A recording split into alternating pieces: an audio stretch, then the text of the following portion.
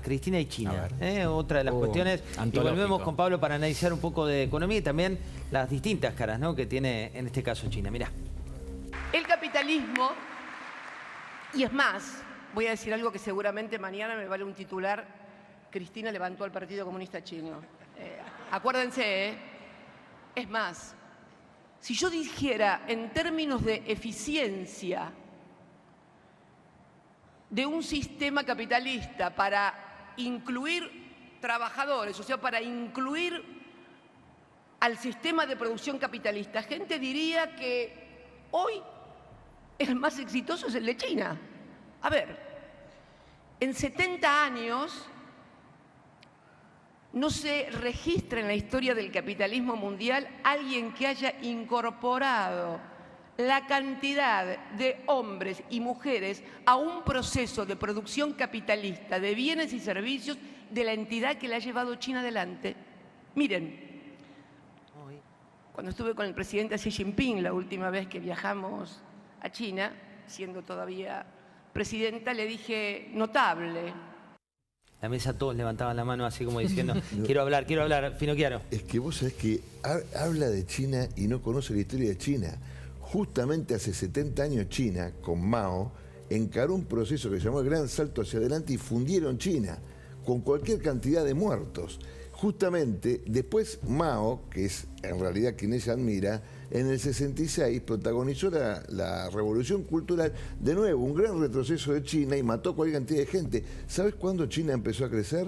En el 78, cuando Deng Xiaoping le ganó a los maoístas, ¿sí?, y hicieron un Estado autoritario capitalista, pero no comunista. Xi Jinping le explicaría a ella que no son comunistas los chinos hoy, son autoritarios, son totalitarios, pero comunistas no son. Puedo hacer dos apuntes. Sí, pero no. Primero, qué poco valora la democracia, qué poco le gusta la democracia a Cristina Fernández. La valora muy poco, le tiene muy poco afecto a las instituciones de la República. Y lo segundo, yo personalmente estuve en 3 reuniones del presidente Macri con el presidente Xi Jinping. Yo cuando fue Alberto Fernández a China, ahora en ocasión creo que en los Juegos Olímpicos de Invierno, e iban estos que no entienden nada a elogiarle a Mao. Los chinos nos miraban y decían: pero llegaste 20 años tarde. Estos son los que derrotaron a Mao. Nosotros estudiamos al camarada Deng, no al camarada Mao. Claro. Pero viste, es una cosa... Perdón, Hernán. Deng Xiaoping tiene una frase muy famosa que dice: no importa que un gato sea blanco o negro, sino que caza ratón, en referencia a que no importa si es socialista o capitalista, sino que que crezca. Justamente ella está hablando de los que perdieron esa interna. Y como dice Hernán, además está hablando de un Estado que vigila a la gente, la mete presa, donde no hay ningún tipo de libertades, etcétera, ¿no? Esto tiene que ver con la concepción de Cristina Kirchner, por ejemplo, con respecto a los medios de comunicación. ¿Por qué no termina de entender Cristina los medios de comunicación? Porque cree que los medios tienen que ser funcionales al que gobierna, cosa que cualquiera que esté en los medios... quiere que sea la justicia. Claro, nosotros nos morimos de ganas de cuestionar al poder habitualmente. El periodista se hace periodista sobre todo para eso. Más allá de eso, recordemos a la gente, en China hay un sistema de partido único, es decir, no hay competencia de nada en absoluto. Y segundo, no hay libertades individuales, no hay derechos sociales y sobre todo se produce a muy bajo precio. El costo de producción es bastante bajo justamente porque falta lo anterior. Yo no creo que el más entusiasta trabajador peronista quiere instalar en la Argentina el régimen chino. No, y tenés que averiguar, digamos, si una noticia es verdadera o no, porque no tenés libertad de expresión. No la podés comunicar. Todos los disvalores dentro de... Perdón, una cosa más.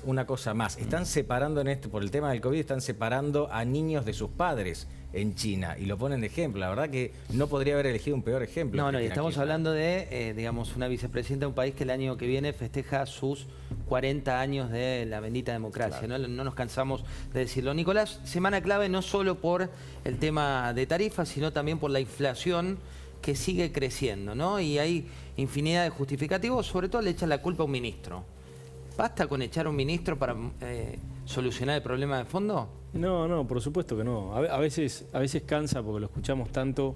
Repetido, una y otra vez. Pero también lo que voy a decir ahora, pero la verdad es que hay que volver muchas veces a lo básico. El único problema acá es un Estado quebrado que no encuentra financiamiento. Y el financiamiento, de vuelta, vuelvo a lo que decíamos antes. En años anteriores, cuando la inflación en la Argentina eran 20 puntos, 15 puntos, 25 puntos, todavía por la dinámica de precios regulados y digamos, alguna que otra expectativa, el Estado podía lograr, o el gobierno de turno podía lograr una dinámica que al peronismo en su historia en general siempre ha podido verificar, muchas veces con ayuda del contexto internacional, que es llegar a las elecciones con un crecimiento del poder adquisitivo, es decir, con un crecimiento del salario real promedio. Eso lo lograron, y lo lograron inclusive en el 2015, por eso nos costó tanto ganar la elección.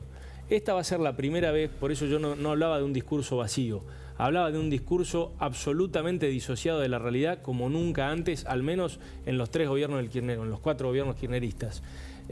Porque hoy le hablan a una base electoral que hace cortes permanentemente, porque por más que les estén dando prácticamente una mitad o un 60 o un 70% de su ingreso a esas familias que a través de una jubilación mínima, de una UH o de un plan trabajar, más lo que generan por su parte, realmente con eso deben intentar subsistir, a ese universo al que le hablan, lo están ajustando permanentemente. Entonces, ahí hay algo importante, ¿no? Respecto del cómo, porque ahí tiene que ver un poco con la narrativa, el relato, como querramos llamarlo.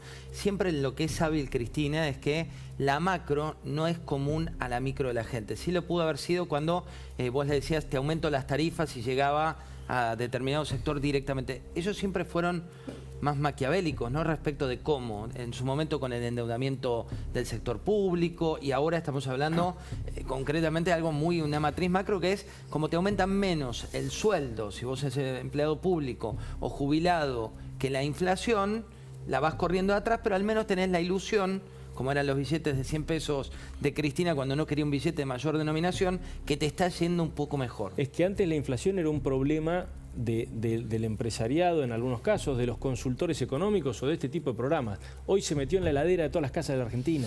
Es así. Veamos a Martín Guzmán, que ve otra realidad, y después venimos a debatir sobre economía explícita. Mirá Martín Guzmán. La Argentina, vamos a verlo, tiene grandes oportunidades.